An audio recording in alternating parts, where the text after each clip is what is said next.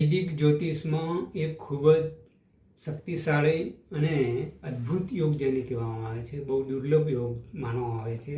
તેનું નામ છે પ્રવ્રજ્યા યોગ. આ પ્રવ્રજ્યા નામનો યોગ 3, 4, 5 કે 6 ગ્રહની યુતિથી બનતો હોય છે અને એમાં જો તે યુતિ અંશાત્મક હોય અને શુભ સ્થાનોમાં થતી હોય, કેન્દ્ર ત્રિકોણના માલિક સાથે થતી હોય તો તે એવી યોગમાં જન્મનાર વ્યક્તિના જીવનમાં ખૂબ જ પ્રગતિ થતી હોય છે.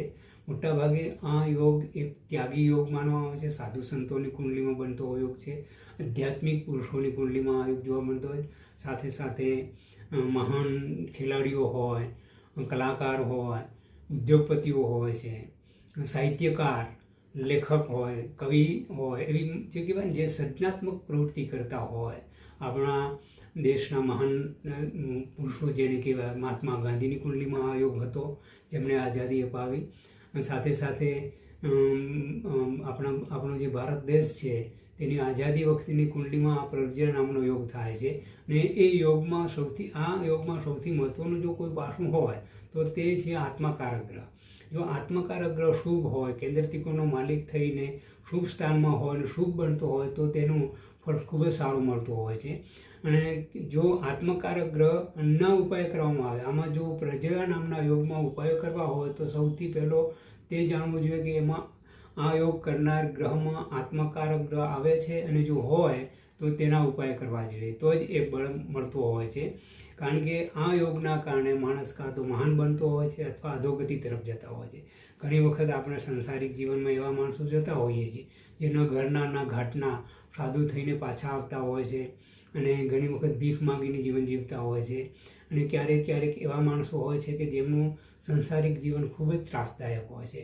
લગ્ન જીવન તરીકે તેમનું નામનું જ હોય છે અથવા જીવનસાથી તરીકેનો પાત્ર સારો મળતો હોતો નથી અને ડગલે ને પગલે અપમાનિત થતા હોય છે. સમાજમાં, પરિવારમાં, કોઈ પણ જગ્યાએ નોકરી ધંધો કરતા હોય ત્યાં દરેક જગ્યાએ તેમને અપમાન સહન કરવું પડતું હોય છે. અને બીજી રીતે એમનું આરોગ્ય સારું રહેતું હોતું નથી અને ભટકતું જીવન જીવતા હોય છે. ક્યારેક એવા પણ માણસો હોય છે કે જે સંસારમાં રહીને પણ બહુ સારા કામ કરતા હોય છે અને આ દુનિયા માટે ઉપયોગી બની જતા હોય છે. અને આ યોગમાં જન્મનાર વ્યક્તિ પૂરોનો પુણ્યશાળી પણ હોય છે, કારણ કે તે આધ્યાત્મિક યોગ છે. એમાં મહાન માણસો અથવા સંત મહાત્મા, રાજા પુરુષો, રાજા મહારાજાઓ, દેશના મહાન નેતાઓ, દુનિયામાં પરિવર્તન લાવનાર વ્યક્તિઓ, સત્યના શોધનાર વ્યક્તિઓ અને દુનિયાને ઠગનાર વ્યક્તિઓ પણ આ યુગમાં જોવા મળે છે. તંત્ર મંત્રમાં માનવામાં ઘણા માણસો એવા તાંત્રિક વિદ્યા કરીને લોકોને ઠગતા હોય છે અને ઘણા એવા હોય કે તંત્રના કારણે લોકોની સેવા પણ કરતા હોય છે. તો આ યોગમાં 2 પ્રકારના ફળ મળતા હોય, સારા પણ મળતા હોય અને ખરાબ પણ મળતા હોય. પણ સારો ફળ લેવા માટે આત્મકારક ગ્રહ બળવાન હોવો જરૂરી છે અને તેને આત્મકારક ગ્રહને બળવાન કરવાના ઉપાય કરવા જોઈએ. સ્વતંત્ર ભારતની કુંડલીમાં પ્રવ્રજ્યા નામનો યોગ થાય છે, પાકિસ્તાનની કુંડલીમાં પણ એ યોગ થાય છે. આત્મકારક ગ્રહ આપણા દેશનો છે સૂર્ય, પણ શનિથી પીડિત છે. એટલે આપણી ભારતીય પ્રજા અધ્યાત્મ અને ભૌતિક સુખની વચ્ચે અટવાય છે. વત્તા આપણા દેશમાં અથવા પાકિસ્તાન વગેરેમાં આપણા દેશમાં કોઈ જે મહાન શાસન કરતા મળતા નથી અથવા તે પ્રજાનું શોષણ કરનાર મળતા હોય છે. મોટા ભાગે આપણા રાજનેતાઓ દેશની પ્રજા અને દેશનું શોષણ જ કરતા હોય છે. એનું કારણ આ પ્રવ્રજ્યા નામનો યોગ છે. અને તે યોગના કારણે ક્યારેક આપણા કોઈ પણ સમાજમાં કોઈ એવી વ્યક્તિઓ હોય કે જે આખા દેશને તારી દેતી હોય છે. આધ્યાત્મિક રીતે, સામાજિક રીતે, આર્થિક રીતે, કલા ક્ષેત્રે, રમતગમતની ક્ષેત્રે આપણા દેશમાં જે રમતવીરમાં ધોનીની કુંડલીમાં આ યોગ થાય છે. અત્યારે જે નવો ખેલાડી છે બુમરાહ, તેની કુંડલીમાં આ યોગ થાય છે.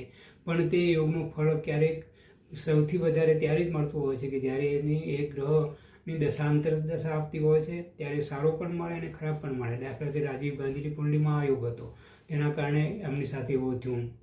મહાત્મા ગાંધીની કુંડલીમાં પણ આ યોગ હતો.